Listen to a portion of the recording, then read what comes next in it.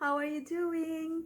In today's video, we will be learning the types of verb, the regular and the irregular verbs, the transitive and the intransitive verbs, and the helping or the auxiliary verbs.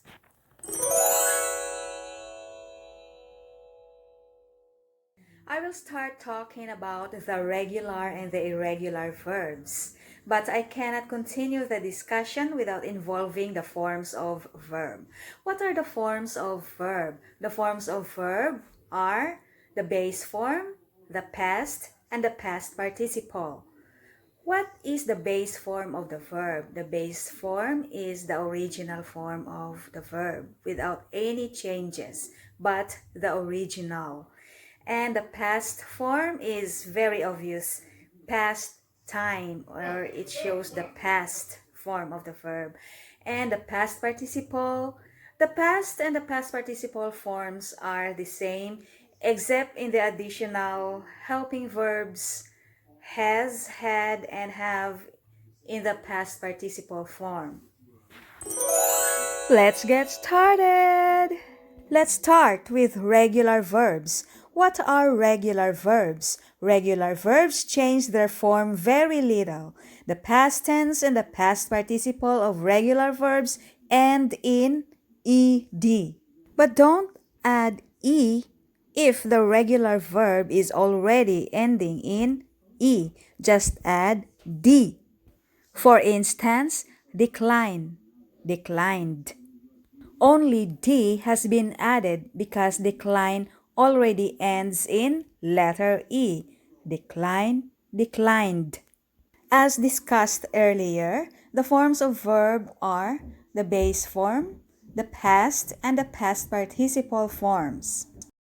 The base is the original form of the verb. The difference between the past and the past participle forms is that there are additional helping verbs in forming the past participle form.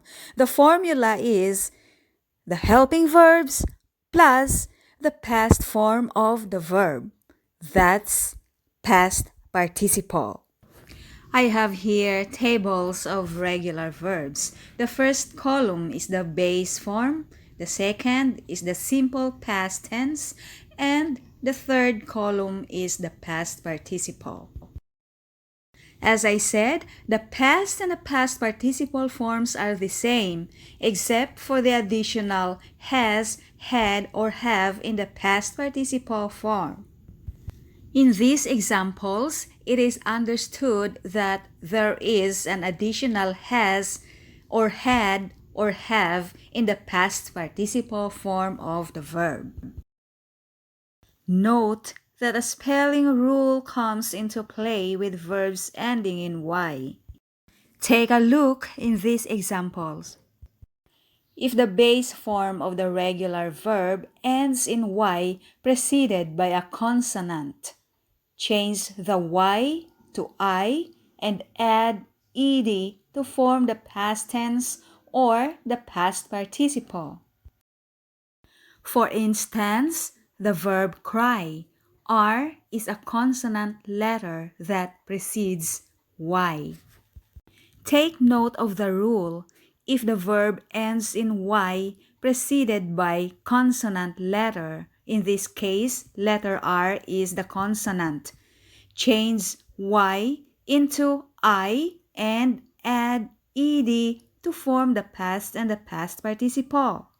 Cry becomes cried in the past and the past participle. Please consider the following examples. Cry, cried, copy, copied, study, studied, try, tried. Notice the verbs are ending in y preceded by consonant. But don't use this rule, vowel plus y. Take a look in the given examples. Enjoy, enjoyed. Play, played.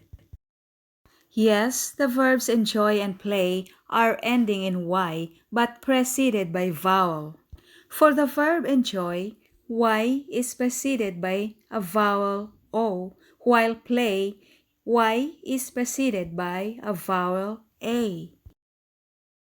And the rule is we cannot change y into I and add ed if y is preceded by a vowel. Therefore, verbs like enjoy and play form their past and past participle by adding ed. Now let's move to an irregular verb. Irregular verbs are common verbs in the English language which do not follow the simple system of adding d or ed to the end of the word to form the past tense. That means the spellings can be a little tricky. Or in other words, the verb changes its spelling to form the past and the past participle. Please observe the following examples. The first column is the base form, and the second and the third columns are the past and the past participle respectively. Say, said, said. Make, made, made. Go, went, gone. Take, took, taken. Have you noticed how the spellings changed? Let's continue. Hear, heard, heard. Let, let, let. Mean, mint, mint. Set, set, set. Meet, met, met. Run, ran, run. Some verbs do not change its spellings to form the past and the past participle, like let, and set, set, set. Keep going. Think, thought, thought. Tell, told, told. Become, became, become. Show, showed, shown. Leave, left, left. Feel, felt, felt. Understand, understood, understood. Draw, drew, drawn. Break, broke, broken. Spend, spent, spent. Cut, cut, cut. Rise, rose, risen. For a more comprehensive presentation, let's study this sentence. Janice buys a new watch. Buys is the base form.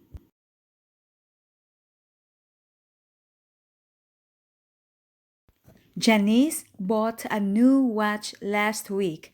Bought is in the past tense. Janice had bought a new watch. Had bought is in the past participle form. Another type of verb that's not an action verb is the helping or the auxiliary verb. And one kind of auxiliary or helping verb is the linking verb. Linking verbs are so called because they link the subject to the rest of the sentence. On the other hand, a modal verb is another kind of auxiliary or helping verb. But let's start with the linking verbs first. Linking and modal verbs are generally called as helping or auxiliary verbs. Linking verbs are used to re-identify or describe its subject. It is another way of saying that a linking verb links a subject to a subject complement. If you are unsure of what a subject complement is, a subject complement is a word. It can be a noun, adjective, or pronoun, or word phrase that comes after the linking verb. Generally, it is the predicate of the sentence. To recall, there are two parts of the sentence, the subject and the predicate. The subject complement is the predicate. Together, we'll analyze this sentence. He is a monster. The subject is he, and the subject complement is a monster, which is a noun. And what links the subject and the subject complement? It's the linking verb is. Therefore, is a linking verb.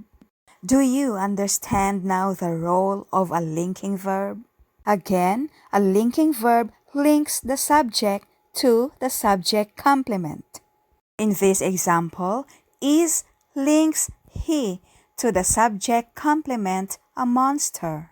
This time, I would like to stress the fact that not all verbs are action words. So it's not always right to say a verb is an action word. Let's try another example. He looks stunning. He is the subject and looks is the verb or the linking verb that connects or links the subject he to its subject complement stunning. Another point to remember is there are action verbs that act as linking verbs. Another point to remember is there are some action verbs that act as a linking verbs. In the given example, looks is an action word but acts as a linking verb. I have here more examples of linking verbs.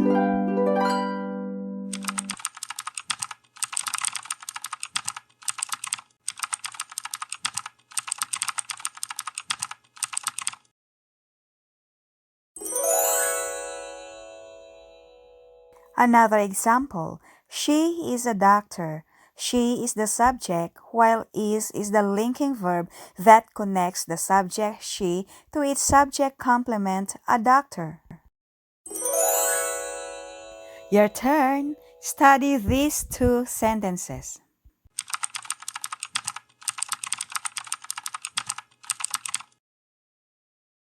This time, we're gonna talk about modal verbs. Modal verbs are helping or auxiliary verbs that have special properties that help other verbs in the sentence. But what is modality? Modality is when we use these verbs to express condition. We can use these verbs to determine on something certain to happen, or whether or not we have the permission to do something, or whether or not we have the ability to do something, and whether or not we are obligated to do something. Let's meet the modal verbs. Here they are.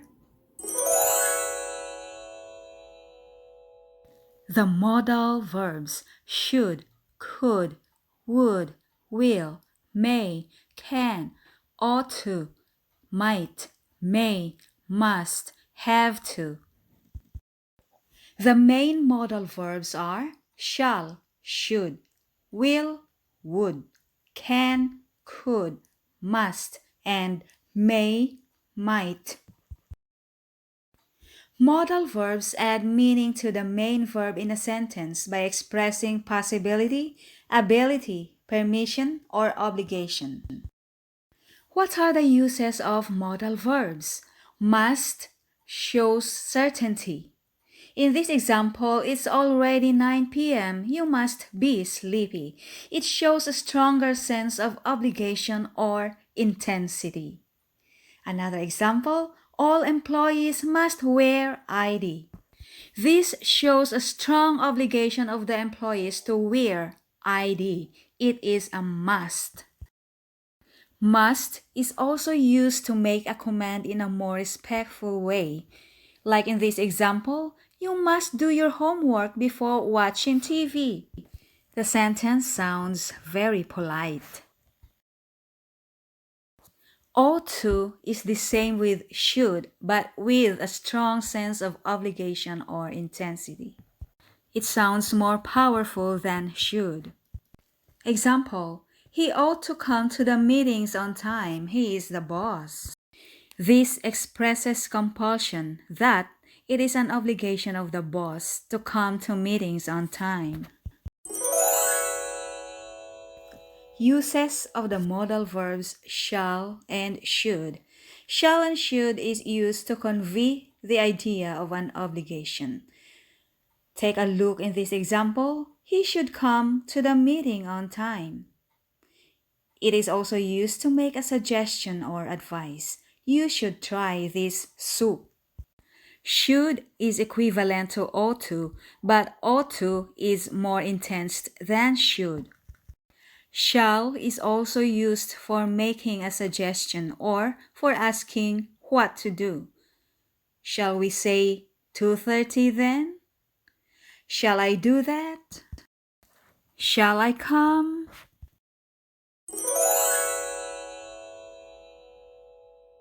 Should is used in informal writing mainly and as the past tense of shall.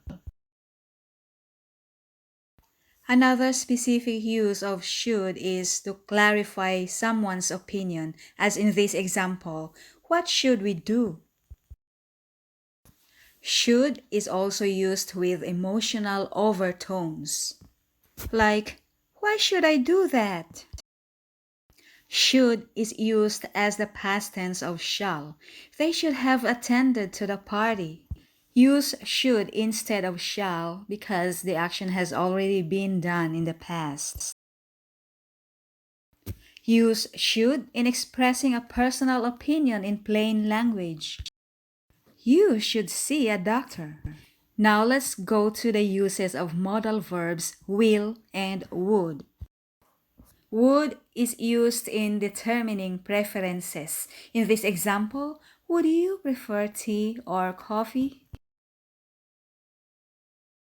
Would is also used for request. Would you pass this salt, please? Or to request permission. Would you mind if I brought a colleague with me? On the other hand, will is used for habitual behavior. When we talk about habitual behavior, it is the behavior that is done repeatedly or habitually. For example, I'm not surprised you do know what to do. You will keep talking in the class. Will is used to express intonation, like in this example, I will mow the yard if you clean the house. And also used to make predictions. The weather will be hot enough to go to the beach this weekend.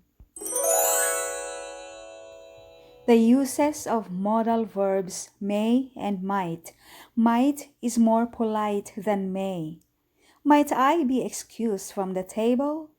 Might is also used to express possibility in the past. He might have seen the movie before he read the book.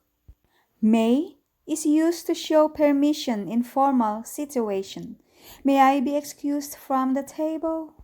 May is more formal than might, but might sounds more polite than may. May expresses possibility in the present and future. Mrs. Clinton may be your teacher next week. The modal verbs can and could. Could shows ability in the past. Until he grew taller than me, I could run faster than my younger sister. Could is used instead of can because it shows ability in the past and not in the present. Could is used to ask permission in a more polite way. Could I borrow your car next week? We can also use the modal verb can in this sentence, but could is more polite. Could is used to give a suggestion. We could try to fix it ourselves. And also to make a request. Could you say it again more slowly? Can shows possibility. We can arrive in time if we leave now. Can shows possibility in a sense that an action is theoretically possible. We can swim. Can in this sentence shows ability in the sense of being able to do something. Take note, can shows possibility. I know that you knew already the modal verbs, but you just don't know their names. Okay, so much for those modal verbs. Let's take a few minutes to talk about another type of verb, which are the transitive and intransitive verbs.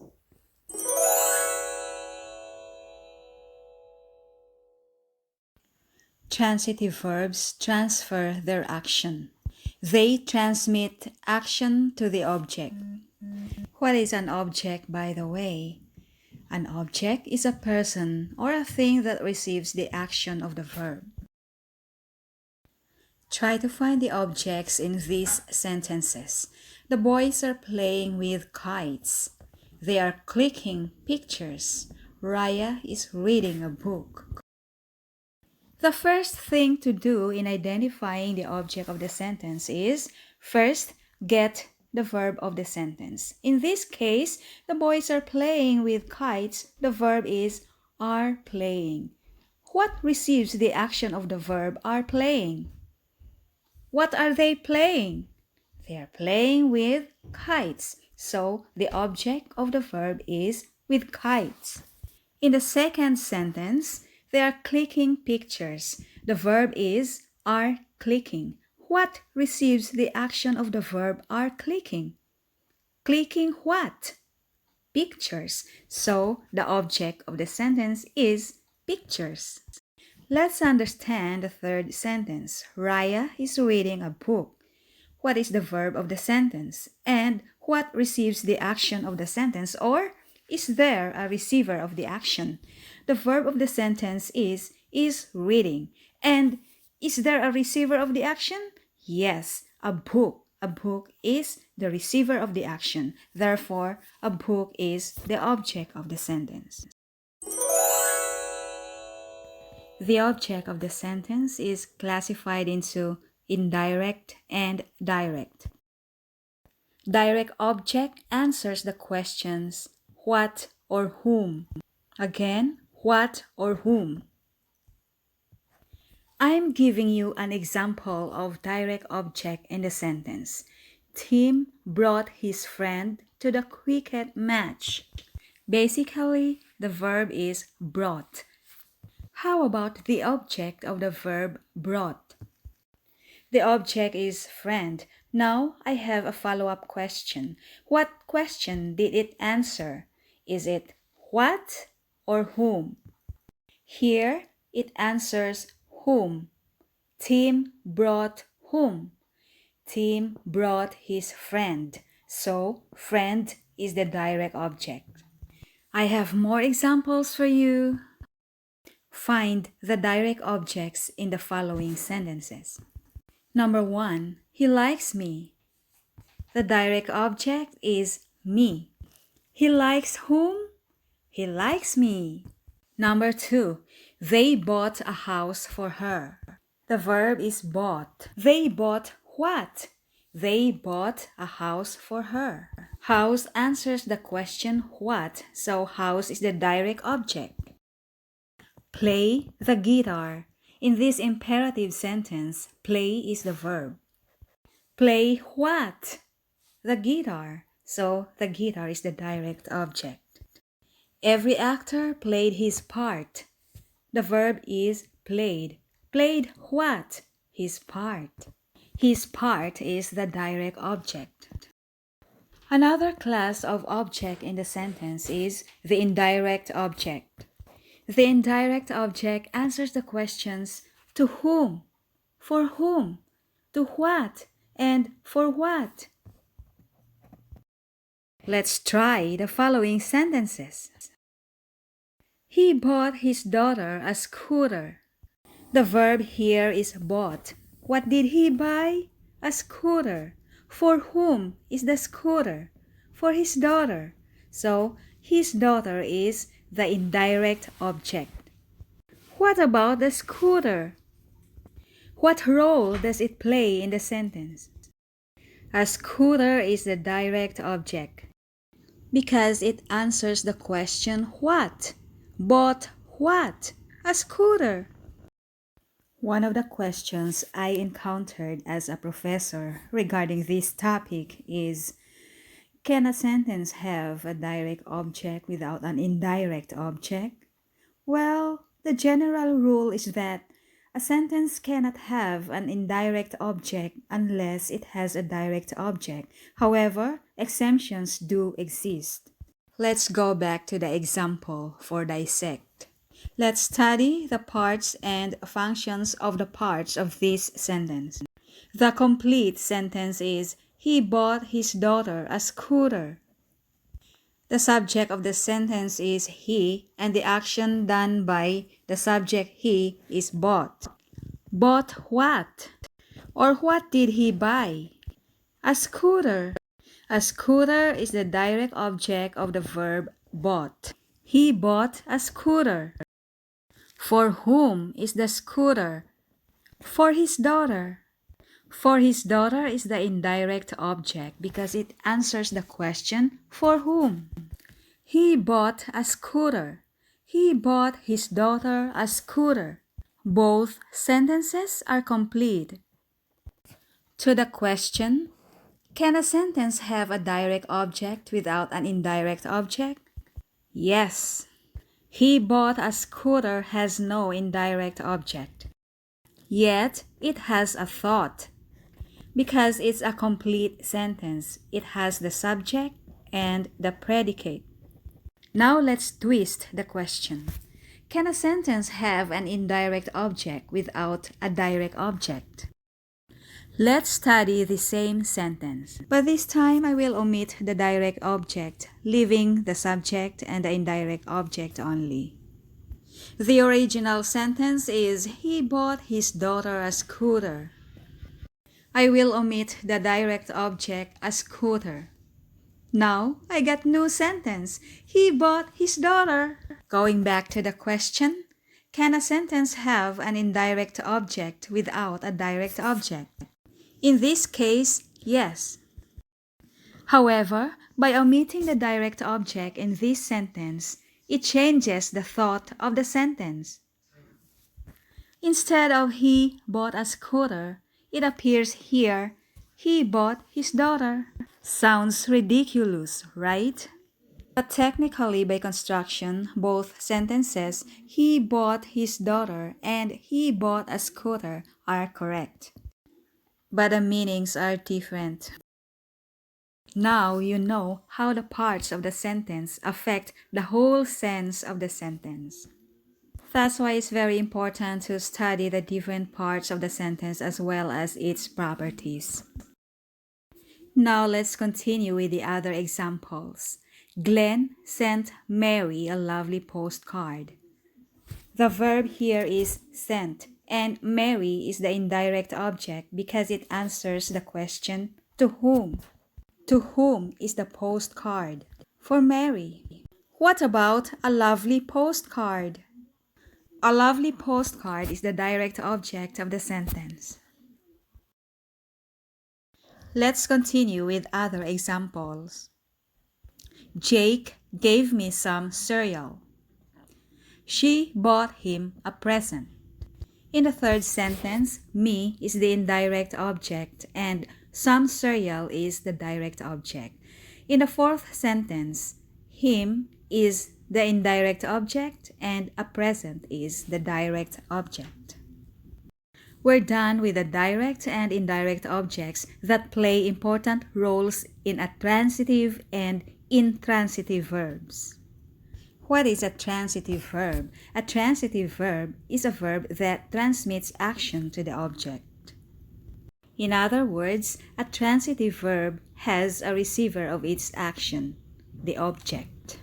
Let's analyze the given example. She left the keys on the table. First, identify the verb of the sentence. The verb is left. Does the verb left have a receiver? Yes, it has a direct object, the keys. What makes it a direct object? It answers the question, what? Left what? The keys.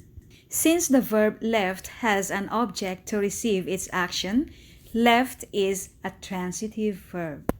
Let's take a look on the following examples. The word with a blue line represents the verb, while the one with a pink line is the object. Keep reading.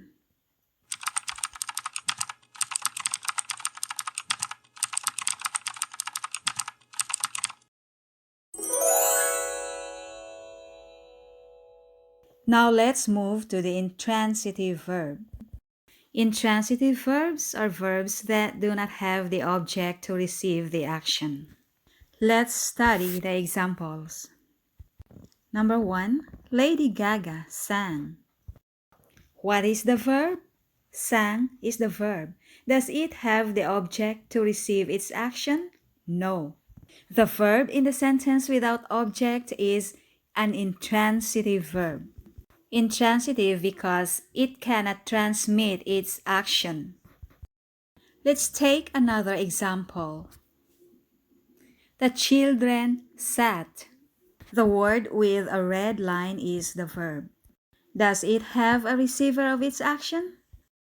Obviously, none. Therefore, the verb in this sentence is an intransitive verb. How about in this example? The children sat at 7:30 a.m. The verb is sat.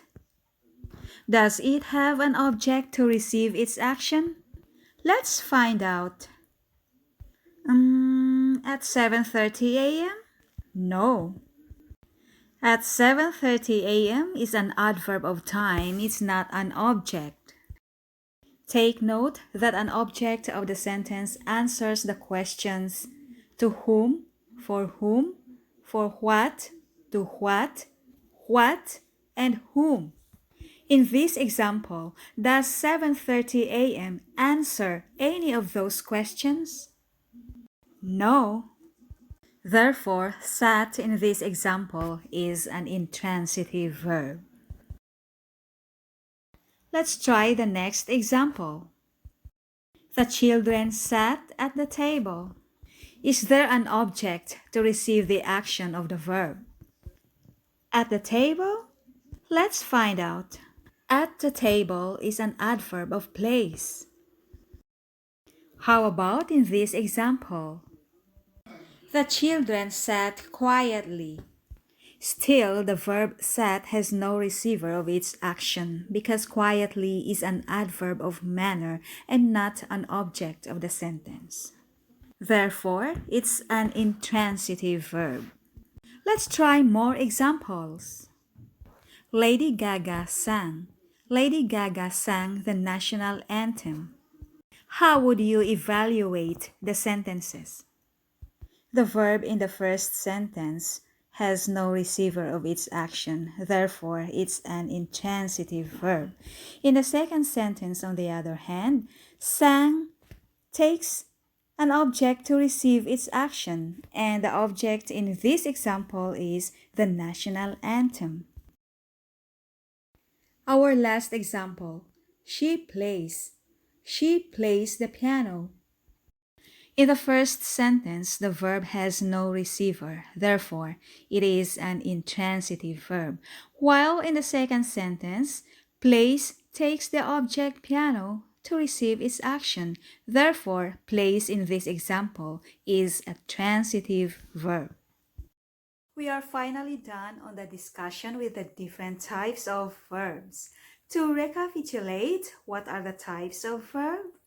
Yes, transitive and intransitive verbs, regular and irregular verbs, helping or auxiliary verbs. What are the auxiliary verbs? Auxiliary verbs are linking and modal verbs.